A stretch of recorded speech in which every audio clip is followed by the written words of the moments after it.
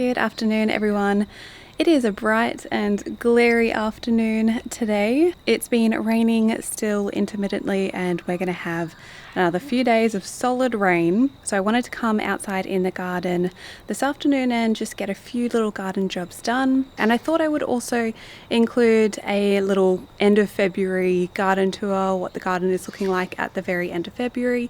It's the 28th today, so pretty much the end of summer. I am very excited for autumn though, for some cooler temperatures and maybe just a little less rain. I love the rain, but you know, it's just been way too much, and this flooding is just absolutely horrendous in a lot of areas on the east coast of Australia. So many of my friends and family in Brisbane, I am feeling for you, and my thoughts are with you. For a lot of them who have had damage to their property and just been inundated with floods, it is just insane looking at all of the photos come through and videos of roads that I would drive every day just absolutely covered in water. So my thoughts are with you if you are affected by any of these floods. I wanted to do just a little kind of calming, relaxing garden vlog today. There is so much happening in the world right now, as it has been happening for the last few years. Coming onto YouTube and watching garden vlogs really helps me to calm down, and I want to do the same for you today by sharing just a little garden vlog, seeing what I get up to in the garden, and hopefully there'll be some nice birds around for you to hear and listen to. The cockatoos have been a little crazy. They always go a little squawky before it starts to rain heavily. So they're around this afternoon. You probably heard them in the intro, as well as the crimson rosellas right in the garden. Right now there's one in that tree just there. And that is my first job today. I need to replace their food because it's gotten really soggy and they're pretty much eating porridge now. So I'm going to replace the bird food so they can have some fresh food. And I really like inviting birds into the garden. As you all know, I love creating little habitat spaces and food and water spaces for wildlife around me. Bringing nature into the garden is something that I'm really passionate about, working alongside nature. And I'm really happy to have the crimson rosellas around with me this afternoon while we get some gardening jobs done. Do you want some fresh food? Yeah?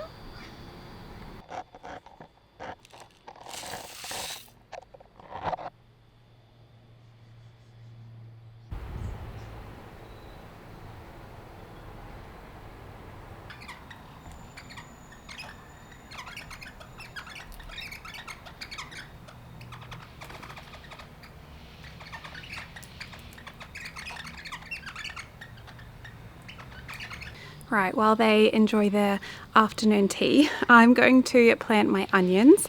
I didn't get around to planting these the other day in my seed sowing video, but I'm going to do it this afternoon. I like to sow my onions by seed, and they're possibly one of the easiest things to start from seed and then to propagate and transplant out into where you want them in the garden. I like to plant them just in plastic little trays, or if you're sowing a lot of onions, these nursery trays are also really good. They're nice and shallow, and I find onions grow really well in these. You can do a few rows and then transplant them out. They also have drainage holes, which is good. I'm opting just for whatever I had in the house that I wanted to reuse. So I have an old cherry container, and unfortunately a lot of mushrooms come in plastic, not sure why, but this is an old mushroom tin, and I only got it on the condition that I would reuse this plastic. So that's what I'm going to do today, plant one variety of onion in each. So I'm going for I'll do a tray of the red burgundy onion and a tray of the extra early cream gold.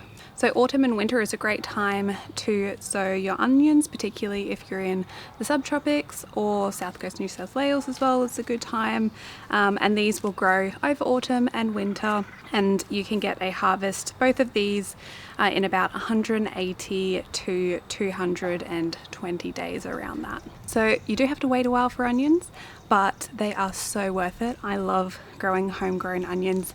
Even if they're small, you can still pickle them and use them. So I would definitely recommend trying onions if you've never done that before. So I'm going to set myself up behind me.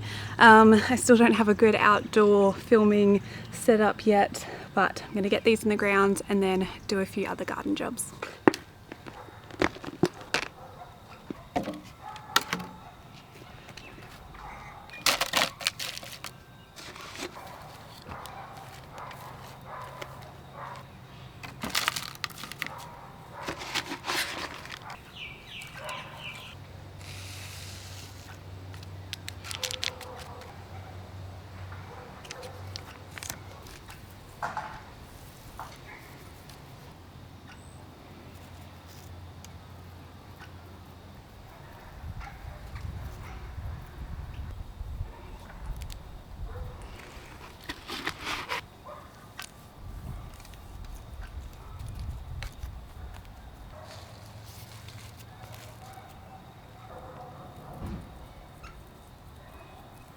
This one was a little bit of a fail, but I usually just do this, just sprinkle them around. I was going to see if I could get a few rows in here, but I ended up just randomly putting them in.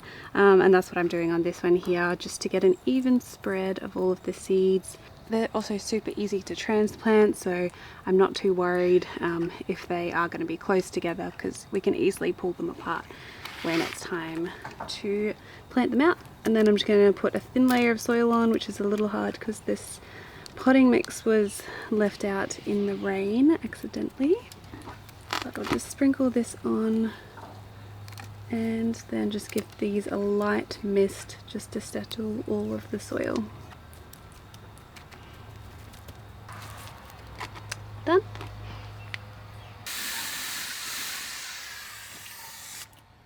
Another job that I wanted to get done this afternoon is to revamp some of the pots that we have around the place. There's some random pots throughout the garden that obviously my Uma had intended to when she lived here, but now they are looking very sad and they kind of just need a little zhuzh and paint and have some plants in them. I'm not going to worry too much about painting them right now, in the hope that they'll kind of fit my rustic garden vibe that I would like for this area.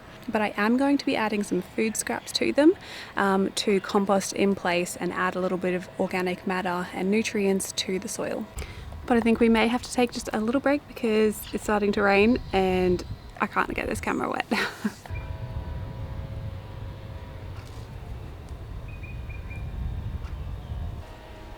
Alright, we have company.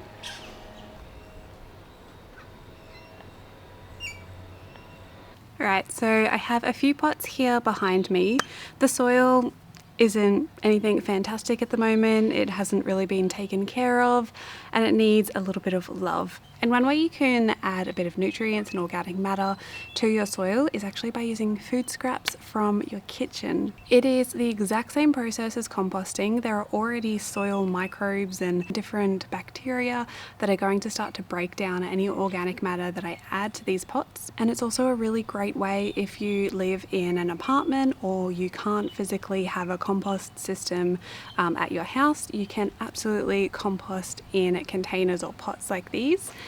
I used to do it back when we lived in a townhouse and I just wasn't able or allowed to have a composting system, and sometimes the community gardens, their compost was completely full. So I just filled up some pots with some food scraps and put some soil on top and it magically turns to compost.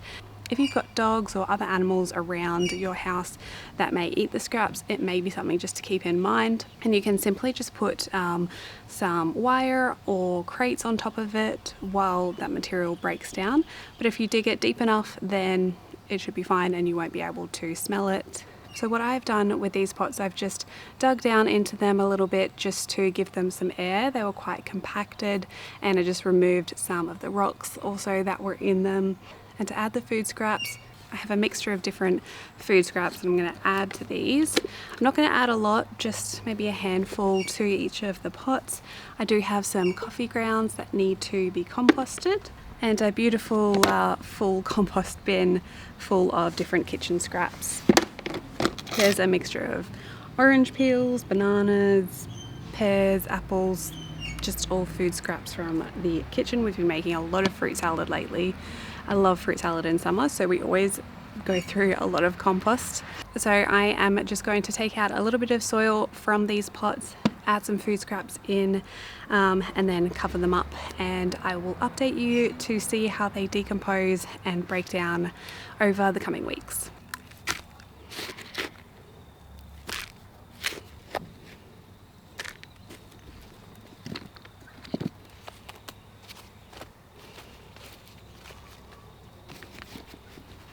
Maybe a little bit more than a handful.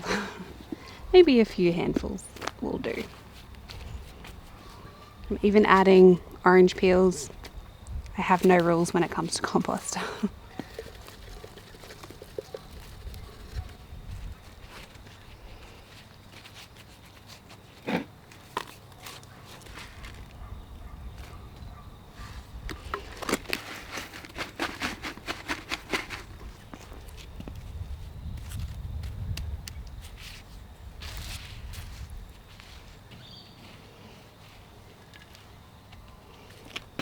To also kickstart the decomposition process, I'm going to add in just a cup of some worm tea straight from the worm farm, just to add in a lot more different microbes and bacteria to start decomposing.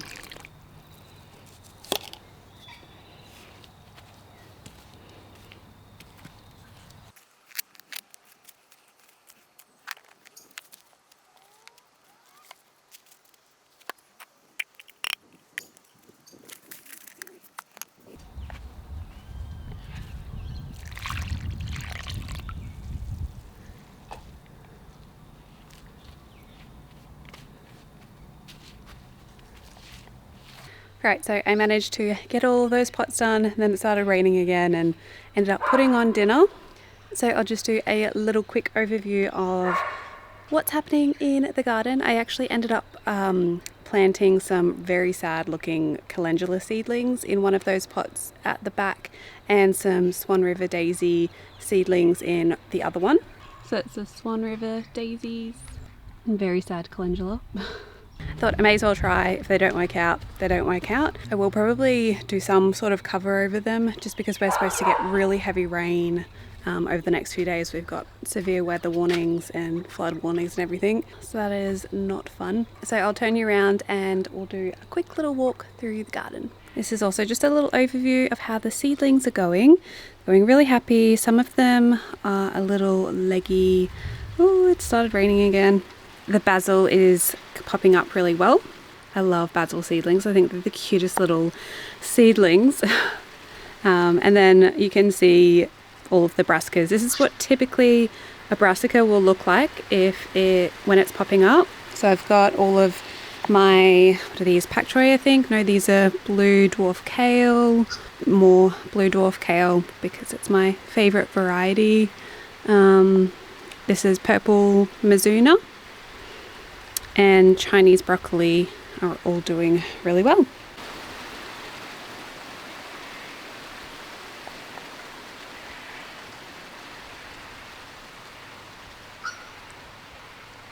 So the corn has definitely taken off.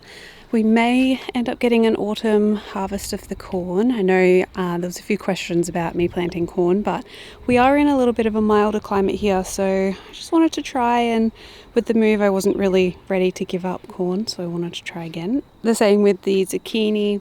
Starting to see some really little signs of flowers in there. It is just looking a little yellow from all of this rain. If a lot of your plants are starting to look yellow and it's been raining a lot, it's just because the rain is leaching out a lot of the nutrients from the soil. So I think I am going to give this a feed with some blood and bone, same with the corn. There's a lot of holes around the garden that I've been trying to fill in every day because we have a bandicoot that lives on the property somewhere and digs little holes at night, like that one there. So it's a bit of a challenge, but it's fine. We can make room for everyone. The strawberries are also loving this weather right now. They've all got a lot of new shoots forming, and even some runners that are doing pretty well. So they're expanding nicely. Other new things, I ended up planting a rhubarb here with the intention and the thought that it wasn't going to be this rainy, but it's just not liking a lot of this rain.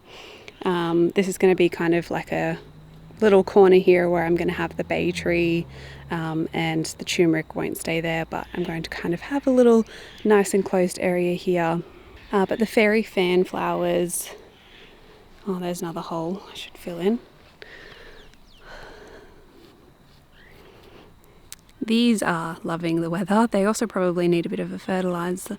They're kind of looking quite yellow. These are just absolutely gorgeous. And I see quite a few butterflies around these. The lavender that I planted a few videos ago is starting to almost flower. I can start to see some of the flower buds swelling up. So they're really happy in the ground and they'll bush up really nicely. I also planted a coastal rosemary over here and another one near the lavender. And I got this from Whitbird Environmental. I always have the code for Jeff's website in the description box if you are after any native plants or seeds. I've got a little discount code, but I have seen so many coastal rosemaries flowering on the walks that I go on in the morning. I'll put a photo over on the screen of a beautiful one that I saw.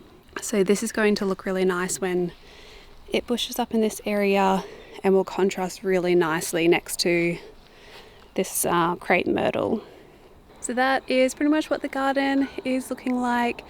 I've been waiting for all of this rain to stop so we can get our order in of compost and fill in the rest of the area, put cardboard over it for the compost to be overlaid onto that. But I just can't have a pile of compost sitting out the front when it rains. It's just not a good idea at all, particularly if the truck that comes in needs to put it on the driveway. We need to move it straight away, and we're not going to be working in torrential severe rainfall. So I'll leave you with a few more shots from the garden. I hope you're all staying safe wherever you are in the world. And if you aren't feeling great at the moment, I am always happy to have a chat.